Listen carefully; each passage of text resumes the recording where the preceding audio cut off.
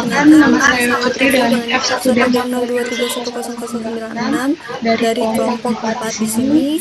Pada kesempatan kali ini kami akan mempresentasikan sebuah literatur review dengan judul Evaluasi Efisiensi Algoritma Progressive Overflow dibandingkan dengan teknik hashing lain. Baik, selanjutnya saya akan menjelaskan latar belakang yang dimana tabel hash adalah salah satu struktur data dasar yang sangat efisien. Karena rata-ratanya hanya butuh waktu untuk mencari data, tapi kalau tabelnya sudah mulai penuh, akan terjadi masalah seperti collision dan overflow, yang bikin performanya turun. Nah, untuk mengatasi ini, berbagai teknik sudah dikembangkan seperti linear probing, chaining, sampai adaptive hashing, yang dimana metode-metode itu sayangnya punya keterbatasan apalagi saat load factornya yang sangat tinggi. Nah, disinilah progressive overflow hadir sebagai solusi alternatif untuk teknik ini menggunakan strategi bertingkat yang lebih adaptif terhadap distribusi data sehingga performanya tetap stabil meskipun tabelnya sudah mulai penuh. Nah, dari hasil studi sebelumnya terbukti bahwa metode ini cukup menjanjikan untuk data yang skala yang besar. Nah, sayangnya masih belum banyak literatur review yang membahas secara mendalam tentang hal tersebut. Oleh karena itu, penelitian kami ini berfokus untuk mengevaluasi efisiensi progressive overflow dibandingkan teknik hash lainnya. Nah, khususnya dalam hal performa dan skalabilitas. Nah, selain itu, kami juga mengeksplorasi potensi pengembangan metode ini di masa depan. Baik, berikutnya di sini akan dijelaskan oleh saya yang dimana perkenalkan nama saya Nabila Zahrani dengan NIM F1D0231019. Jadi di sini saya akan menjelaskan metode yang kami gunakan pada paper yang telah kami susun, yakni dengan judul evaluasi efisiensi algoritma progressive overflow dibandingkan dengan teknik hashing lainnya. Yang pertama di sini adalah kami melakukan perumusan pertanyaan penelitian, di mana kami merumuskan pertanyaan inti yang menjadi fokus tinjauan pustaka, seperti bagaimana perkembangan dan penerapan algoritma progressive overflow dalam penanganan overflow pada tabel hash, serta bagaimana keunggulan, tantangan, dan perbandingannya dengan teknik penanganan overflow lainnya dalam berbagai skenario penggunaan. Jadi pertanyaan ini dia bakal jadi acuan atau sebagai panduan utama dalam seluruh proses pencarian dan analisis. Yang kedua di sini adalah penentuan kriteria jurnal. Jadi untuk memastikan kualitas dan relevansi informasi, kami netapin kriteria ketat untuk milih jurnal. Jadi jurnal yang kami gunakan dia itu harus berasal dari sumber-sumber yang sah atau terpercaya, di mana dia memiliki reputasi akademik yang baik seperti IEEE, Explore, ACM Digital Library, Springerlink, Science Direct, serta jurnal-jurnal yang terindeks Scopus dan Cinta. Jadi artikel ini dia harus bahas secara mendalam tentang konsep, pengembangan, implementasi, atau evaluasi performa algoritma progressive overflow atau teknik penanganan overflow pada tabel hash lainnya, serta di mana dia itu harus referensi relevan dengan efisiensi penyimpanan dan kecepatan akses data. Yang ketiga di sini adalah proses pencarian jurnal. Jadi di sini pencarian jurnal dilakukan secara sistematis melalui platform akademik terkemuka seperti Google Scholar, IEEE Explore, Science Direct, dan ACM Digital Library. Ini di sini kami gunain serangkaian kata kunci spesifik seperti progressive overflow, overflow handling in hash tables, coalition resolution technique quiz, dynamic hashing, adaptive hash table algorithm, dan hashing performance under high load factor. Artikel ini kemudian diseleksi berdasarkan judul, abstrak, dan kata kunci yang sesuai dengan fokus tinjauan, sementara artikel yang nggak relevan itu dikesampingkan. Selanjutnya di sini adalah analisis dan penarikan kesimpulan. Jadi setiap artikel yang dipilih atau yang telah terpilih, dia bakal dianalisis secara mendetail dengan fokus pada abstrak, tujuan penelitian, metodologi yang digunakan, hasil yang dicapai, serta implikasi dari hasil tersebut terhadap efisiensi dan kinerja algoritma progressive overflow. Jadi informasi yang terkumpul dari setiap artikel itu kemudian disintesis untuk memberikan gambaran komprehensif mengenai perkembangan, kelebihan, keterbatasan, serta potensi pengembangan lebih lanjut dan algoritma progressive overflow dalam penanganan overflow pada tabel hash. Jadi di sini ada flowchart yang menggambarkan dari alur dari metode yang kami lakukan. Yang pertama di sini adalah tahap identifikasi.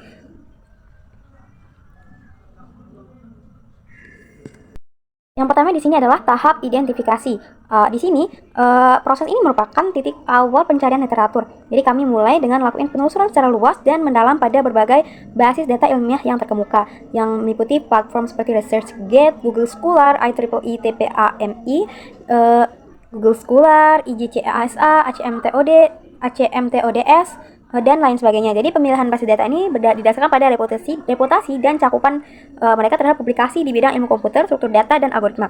Selanjutnya di sini adalah dalam setiap basis data kami nerapin strategi pencarian yang terdefinisi dengan baik, yang dimana kami gunain kombinasi kata kunci yang spesifik dan operator boolean untuk mengoptimalkan hasil. Jadi kata kunci yang kami gunakan itu mencakup progressive overflow, hash table, overflowing handling, coalition resolution, adaptive hashing, dynamic hashing, dan hashing performance. Jadi kombinasi ini dia dirancang buat nangkap seluruh spektrum literatur yang dimana dia relevan dengan topik penelitian kami.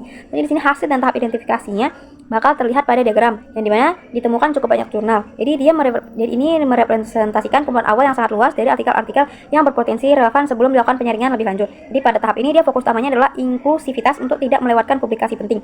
Selanjutnya di sini ada bagian tahap seleksi. Jadi setelah ngumpulin sejumlah besar artikel dari tahap identifikasi, kami lanjutin ke fase seleksi awal, di mana pada tahap ini kami ngelakuin penyaringan berdasarkan judul dan abstrak dari setiap artikel. Jadi tujuannya itu adalah biar kita secara cepat eliminasi artikel yang jelas-jelas tidak relevan dengan pertanyaan penelitian kami. Jadi dari kumpulan awal yang besar, kami berhasil menyeleksi 10 jurnal yang dimana dia nunjukin relevansi kuat berdasarkan informasi pada judul dan abstrak. Jadi selanjutnya pada proses seleksi tidak berhenti di situ. Jadi kami selanjutnya melakukan evaluasi lebih cermat terhadap 10 jurnal ini. Jadi hasilnya setelah diseleksi lebih dalam lagi, kami nemuin bahwa 3 jurnal memiliki sumber yang kurang tepat buat digunain karena sedikitnya informasi atau kurangnya kedalaman pembahasan pada bagian abstrak atau pendahuluan yang relevan dengan topik terkait. Jadi dengan demikian tuh 3 jurnal tersebut yang tadi tidak relevan dengan topik kami kita keluarkan dari daftar. Selanjutnya di sini ada bagian tahap kelayakan. Jadi jurnal-jurnal yang berhasil melewati tahap seleksi awal yaitu sebanyak 7 jurnal kemudian itu maju ke tahap kelayakan, yang dimana pada fase ini kami ngelakuin pembacaan artikel secara lebih menyeluruh, bukan hanya di abstraknya, kami juga mendalami bagian pendahuluan, metodologi, dan bahkan sekilas hasil untuk memastikan bahwa isi jurnal ini benar-benar sejalan dengan kriteria inklusi kami. Jadi pada tahap ini jurnal itu dia dianalisis berdasarkan kategori, isi, dan abstrak yang sesuai. Jadi kami mengevaluasi apakah artikel ini atau jurnal ini benar-benar ngebahas implementasi, evaluasi, dan perbandingan algoritma progressive overflow secara teknis dan komprehensif. Jadi juga kami mastiin bahwa kalau jurnal ini dia ngasih kontribusi yang signifikan terhadap pemahaman kami mengenai efisiensi algoritma hashing. Jadi tujuan dari kelayakan ini adalah untuk mengkonfirmasi bahwa setiap artikel memiliki kualitas dan relevansi substansial yang diperlukan untuk analisis mendalam. Selanjutnya di sini adalah tahap inklusi, yang dimana tahap ini adalah tahap final dalam proses penyaringan literatur, di mana artikel-artikel yang akan secara definitif itu digunakan dalam literatur review kami ditentukan dari 7 jurnal yang telah melewati tahap kelayakan. Kami kemudian mengidentifikasi 6 jurnal yang pilih dari database untuk dimasukkan dalam analisis akhir. Jadi jurnal-jurnal ini dia telah memenuhi semua kriteria kualitas, relevansi, dan kedalaman informasi yang kami tetapkan. Jadi tapi sebagai bentuk penelitian akhir kami tetap melakukan kajian ulang terhadap keseluruhan kumpulan 6 jurnal ini. Jadi dalam proses ini kami nemuin bahwa 1 jurnal itu tidak digunain karena adanya redundansi informasi yang signifikan dengan jurnal lain. Jadi temuan yang kurang kuat atau adanya revisi dalam fokus penelitian yang buat artikel tersebut jadi sedikit kurang relevan pada fase akhir. Jadi jumlah yang akhirnya dianalisis secara penuh dan menjadi dasar paper kami ini adalah 5 jurnal. Jadi melalui alur yang sistematis dan bertahap ini kami mastiin bahwa setiap artikel yang kami gunakan dalam tinjauan pustaka ini dia telah melalui proses seleksi yang ketat. Jadi itu saja penjelasan detail mengenai metodologi penelitian yang kami gunakan dalam paper ilmiah kami. Selanjutnya bakal dijelaskan oleh teman saya. Terima kasih.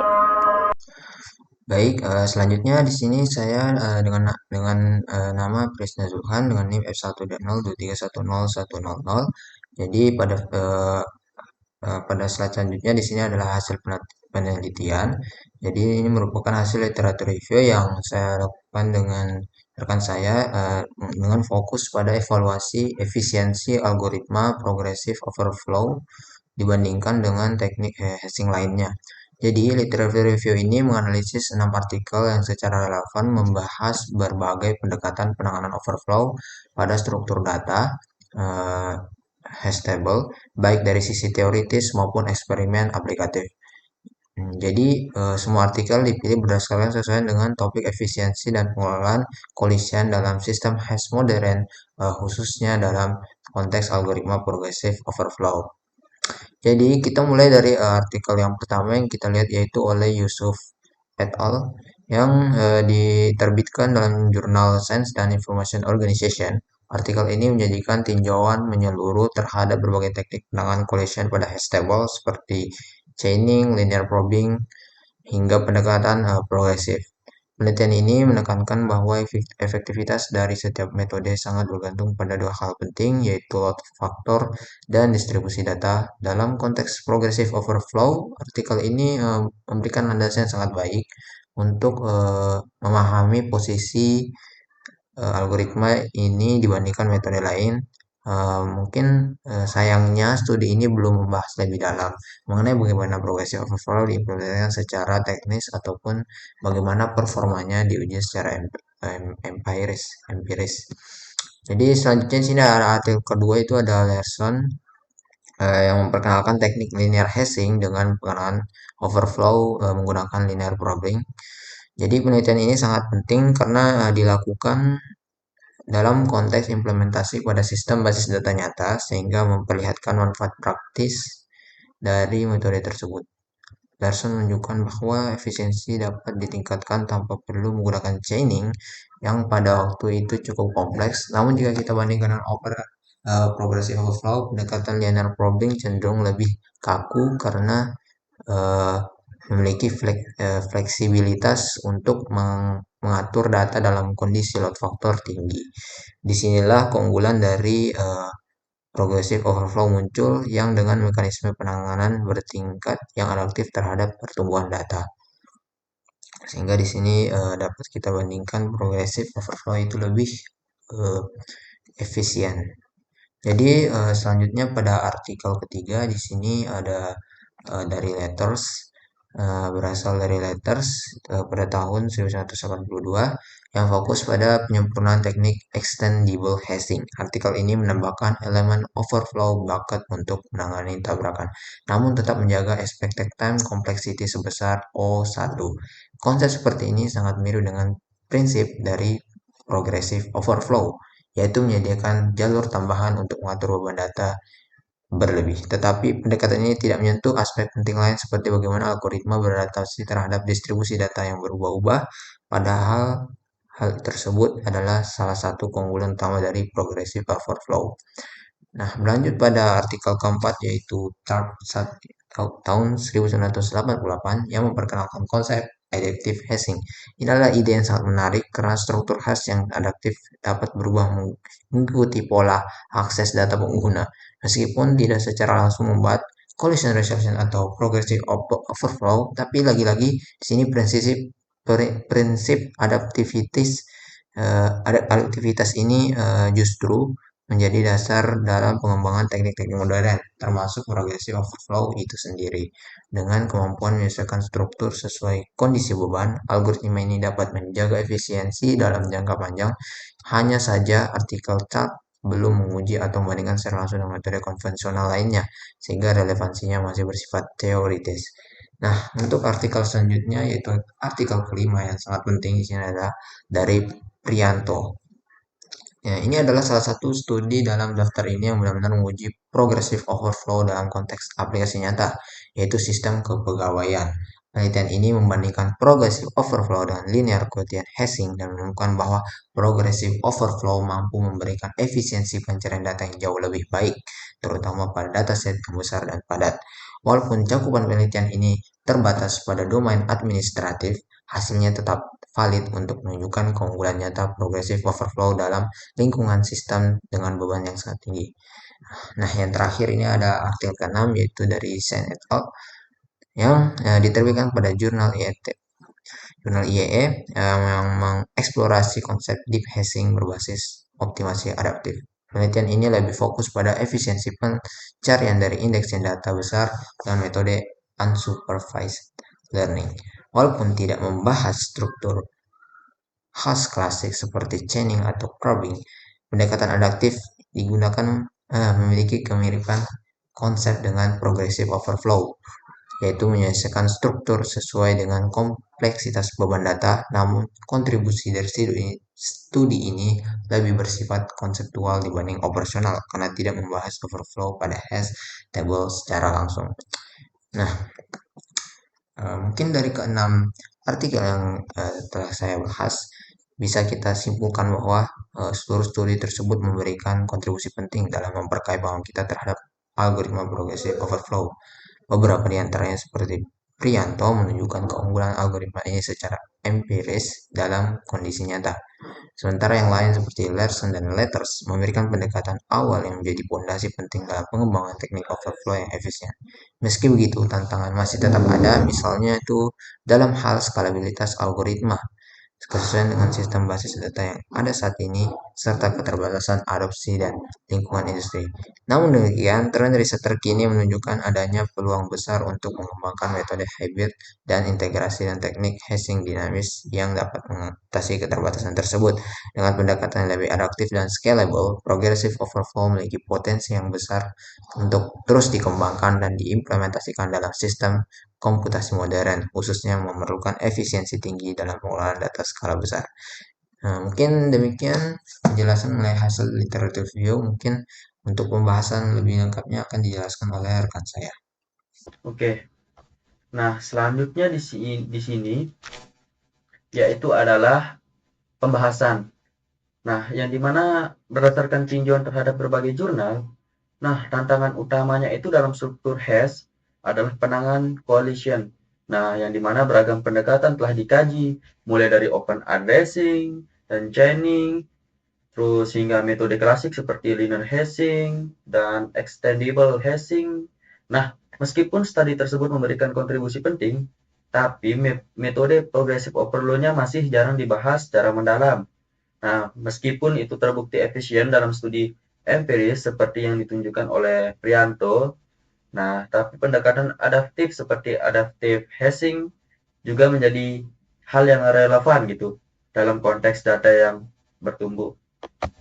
Nah, dan juga namun sebagian besar penelitian itu masih terbatas pada simulasi atau domain aplikasi spesifik. Misal sehingga penerapannya pada sistem skala besar masih menjadi tantangan. Nah, selain itu juga studi berbasis machine learning seperti oleh Sen et al. Lebih menyoroti efisiensi pencarian, bukan collision handling klasik gitu. Nah, tapi oleh karena itu, integrasi prinsip progressive overload ke dalam sistem basis data modern, khususnya yaitu aplikasi web skala besar, yang dimana itu sangat menjadi penting untuk memastikan efisiensi, skalabilitas, dan pengelolaan data secara real time. Gitu. Nah, selanjutnya akan dibacakan oleh teman saya. Baik, selanjutnya ada kesimpulan di mana berdasarkan hasil kajian dari 6 jurnal yang kami telaah, bisa kami simpulkan bahwa algoritma progressive overflow ini terbukti efektif dalam mengatasi masalah overflow pada tabel hash, khususnya pada load factor nya yang sangat tinggi kalau dibandingkan dengan metode konvensional seperti linear probing dan chaining. Algoritma ini lebih efisien karena menggunakan pendekatan penanganan yang bertingkat. Nah, kami juga menemukan bahwa penelitian sebelumnya seperti pengembangan linear dan extendable hashing oleh Larson dan Letters di tahun 1980-an, serta pendekatan modern yang menggabungkan adaptasi dan machine learning seperti dari TARP dan tim optimization membuka peluang untuk mengembangkan lebih lanjut. Artinya progressive overflow punya potensi untuk diterapkan di sistem skala besar dan bahkan aplikasi real time-nya yang butuh performa yang tinggi. Lalu untuk sarannya, untuk pengembangan selanjutnya penting bagi penelitian ke depannya untuk membuat algoritma progressive overflow ini jadi lebih adaptif, yang dimana ini khususnya terhadap perubahan beban kerja dan distribusi data. Salah satu caranya adalah dengan mengintegrasikan teknik seperti adaptive hashing dan dynamic rehashing agar algoritmanya bisa bekerja lebih fleksibel dan efisien. Dan dimana selain itu pendekatan lintas bidang juga sangat menarik. Misalnya dengan menerapkan algoritma ini pada sistem informasi geografis atau SIG, dunia medis, atau data sensor dari IoT. Dan yang paling penting, algoritma ini juga perlu diuji secara langsung di kondisi yang nyata seperti database, aplikasi web, atau sistem big data. Nah, untuk melihat seberapa baik sih kinerja secara praktis dari algoritma tersebut. Baik, sekian presentasi dari kelompok 4 dengan tugas besar tersebut. Baik, sekiranya seperti itu presentasi dari tugas besar yang telah kami buat. Maaf jika ada kesalahan kata. Terima kasih.